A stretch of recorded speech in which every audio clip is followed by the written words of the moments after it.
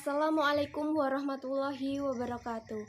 Innal hamdalillahi nahmaduhu wa nasta'inuhu wa nastaghfiruhu wa na'udzubillahi min syururi anfusina wa min sayyiati a'malina.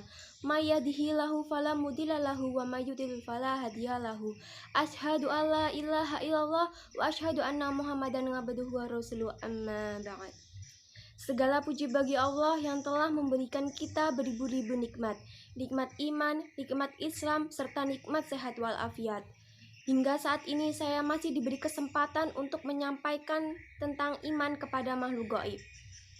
Nama saya Monica Andriani dari Prodi Akuntansi dengan NIM 2010701011.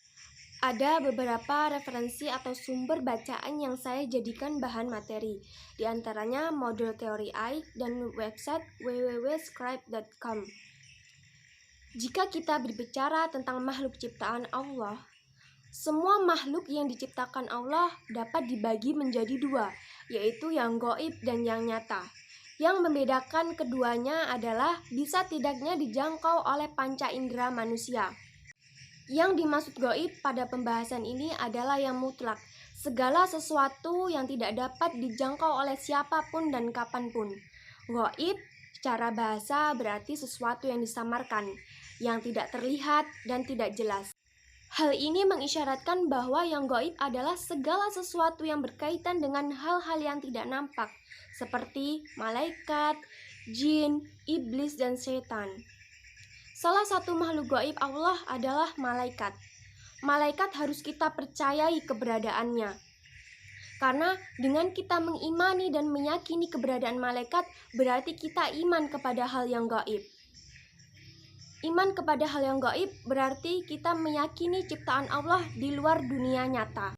Malaikat adalah makhluk gaib yang diciptakan Allah dari cahaya nur dengan wujud dan sifat-sifat tertentu. Tentang penciptaan malaikat, Rasulullah SAW bersabda, malaikat itu diciptakan dari cahaya, jin diciptakan dari nyala api, dan Adam diciptakan dari apa yang telah diterangkan kepadamu semua. Hadis riwayat Muslim. Tentang kapan waktu penciptaannya tidak ada penjelasan secara rinci, tetapi secara jelasnya malaikat diciptakan lebih dahulu dari manusia pertama, Adam alaihi salam. Sebagaimana firman Allah dalam Quran surat Al-Baqarah ayat 30 yang artinya, ingatlah ketika Rabbmu berfirman kepada para malaikat, sesungguhnya aku hendak menjadikan seorang khalifah di muka bumi. Wujud malaikat tidak dapat dilihat, didengar, dan diraba oleh manusia. Dengan kata lain, tidak dapat dijangkau oleh panca indera, kecuali jika malaikat menampilkan diri dalam rupa tertentu, seperti rupa manusia. Dalam beberapa ayat dan hadis disebutkan beberapa peristiwa malaikat menjelma sebagai manusia, seperti terdapat dalam surat Hud ayat 69-70. A'udzubillahi minasyaitonirrajim. Bismillahirrahmanirrahim. Walaqad ja'at rusuluna Ibrahima bil busyra qalu salama. Qala salamun fama labitha an ja'a binijlin hanid. Falamma ra'a aydiyahum la tasilu ilaihi nakirahum wa aujasa minhum hifah. Qalu la takhaf inna ursilna ila qaumi Lut. Dan sesungguhnya utusan-utusan kami, malaikat-malaikat, telah datang kepada Ibrahim dengan membawa kabar gembira. Mereka mengucapkan selamat. Ibrahim menjawab, selamatlah. Maka tidak lama kemudian Ibrahim menyuguhkan daging anak sapi yang dipanggang. Maka tatkala dilihatnya tangan mereka tidak menjamahnya. Ibrahim memandang aneh perbuatan mereka dan merasa takut kepada mereka.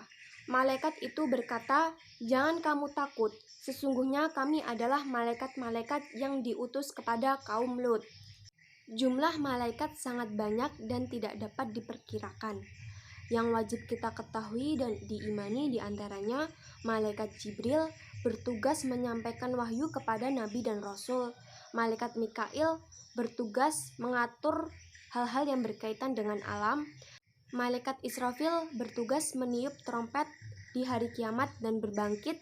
Malaikat Israel bertugas mencabut nyawa manusia dan makhluk lainnya. Malaikat Raqib dan Atid bertugas mencatat amal perbuatan manusia. Malaikat Munkar dan Nakir bertugas menanyai di alam kubur. Malaikat Ridwan penjaga surga dan pemimpin para malaikat pelayan surga. Malaikat Malik penjaga neraka dan memimpin para malaikat menyiksa penghuni neraka. Fungsi iman kepada malaikat diantaranya selalu melakukan perbuatan baik dan anti melakukan perbuatan buruk karena dirinya selalu diawasi oleh malaikat. Meningkatkan keikhlasan, keimanan, dan kedisiplinan kita untuk mengikuti atau meniru sifat dan perbuatan malaikat.